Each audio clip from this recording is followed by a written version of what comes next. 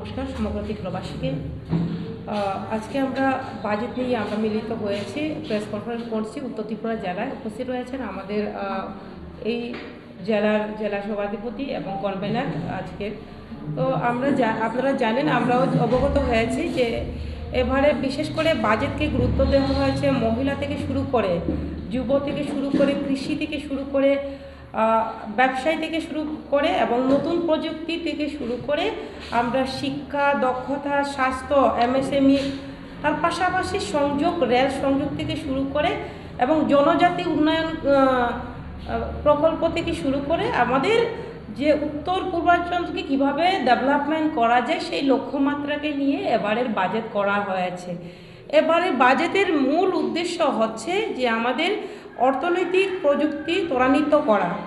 আমাদের এই বাজেটে রাখা হয়েছে সামাজিক সুরক্ষা জোরদার করা।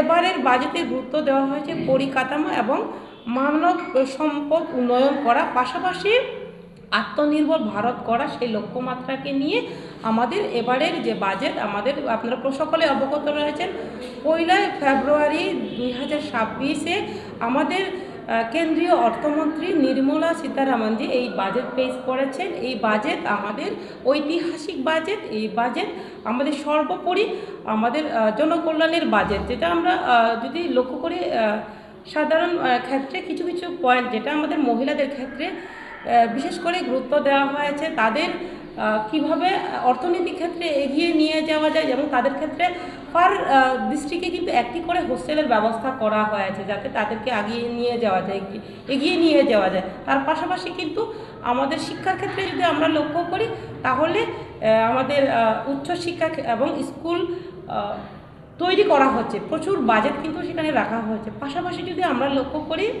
যুব সমাজকে এগিয়ে যাওয়ার জন্য বিভিন্ন ধরনের এমএসএমই সেক্টরের মাধ্যমে যাতে ব্যবসার ক্ষেত্রে তাদেরকে এগিয়ে নিয়ে যায়, যেমন এআইয়ের মাধ্যমে, প্রযুক্তির মাধ্যমে আরও আমাদের যে আমাদের সিস্টেম রয়েছে, বিভিন্ন যে আমাদের সিস্টেম রয়েছে, সেই সিস্টেমকে আরও আপগ্রেড যাতে আমরা করতে পারি, সেই দিশাতেই কাজ করছে আমাদের। সেই দিশাতেই এই বাজেটে রাখা হয়েছে। এবং স্বাস্থ্য খাতেও কিন্তু আপনারা যদি লক্ষ্য করেন, জীবনদায়ী যে ওষুধগুলো রয়েছে, যেমন ক্যান্সার থেকে শুরু করে, সেটাকেও কিন্তু সেখানেই কিন্তু ট্যাক্স ফ্রি করা হয়েছে। অনেক ক্ষেত্রে কিন্তু আমাদের গরিব অংশের জনগণ সেটাকে ক্রয় করতে পারে না, সেই ক্ষেত্রেও কিন্তু অনেক ওষুধের দাম কম করা হয়েছে। পাশাপাশি যদি আমরা লক্ষ্য করেন, বিদেশের ভ্রমণের ক্ষেত্রে বলি এবং বিদেশের আমরা যদি শিক্ষার ক্ষেত্রে বাইরে যাই, সেই ক্ষেত্রেও কিন্তু 2% মাত্র করা হয়েছে, ট্যাক্স করা হয়েছে।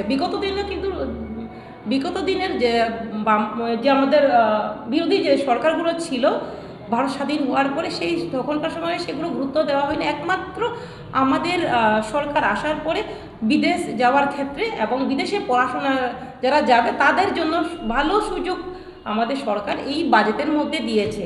তো সর্বোপরি এক কথায় যদি বলি, খুবই গুরুত্বপূর্ণ এবারের বাজেট। এবং উত্তর পূর্বাঞ্চলে যেটা খুবই গুরুত্বপূর্ণ, যেটা হচ্ছে বুদ্ধিস্ট সার্কিট করা হবে। তার মাধ্যমে লজিস্টিক থেকে শুরু করে আমাদের যে পর্যটক ক্ষেত্রে কিন্তু অনেকটা ডেভেলপ হবে। নর্থ ইস্টকে কিন্তু বিশ্বে এবং আমরা ভারতবর্ষে ভালো আমরা লাভবান হব এবং আমাদের উত্তর ভারতকে গুরুত্ব সহকারে দেখবে। আমি মনে করি এবারের বাজেট সর্বোপরি অত্যন্ত গুরুত্বপূর্ণ এবং এই বাজেটের যে সুন্দর বাজেট হয়েছে তার জন্য আমি আমাদের দেশের প্রধানমন্ত্রী, মাননীয় প্রধানমন্ত্রীজি মোদিজিকে অনেক অনেক ধন্যবাদ জ্ঞাপন করছি। পাশাপাশি আমি কেন্দ্রীয় অর্থমন্ত্রী নির্মলা সীতারামনজিকে অনেক অনেক ধন্যবাদ জ্ঞাপন করছি। নমস্কার।